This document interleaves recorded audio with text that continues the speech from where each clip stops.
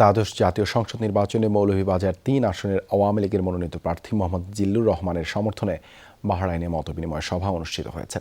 বৃহস্পতিবার দেশটির রাজধানী মানামা কুক মিল রেস্টুরেন্টের হল রুমে মৌলভীবাজার সদর ও রাজনগর বাহরাইন প্রবাসী উদ্যোগে হয় এই সভা। মৌলভীবাজার জেলা ঐক্য পরিষদের সিনিয়র সহসভাপতি মোহাম্মদ জসিম উদ্দিনের সভাপতিত্বে আয়োজন সঞ্চালনা করেন সাধারণ সম্পাদক বকুল সূত্রধর এবং দপ্তর সম্পাদক মোহাম্মদ সুমন।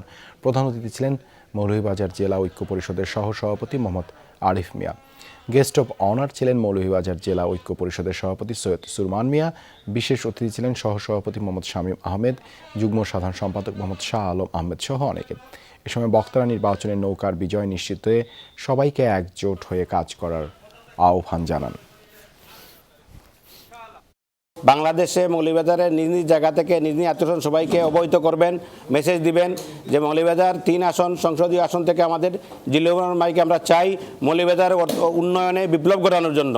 মৌলভীবাজার ও রাজনগর ৩ আসনের সংসদীয় নির্বাচনী প্রচারণার আজকে সব আমরা একত্রিত হয়েছি, একমত হয়েছি যে আমাদের জিল্লু সাহেবকে জয়যুক্ত করার জন্য।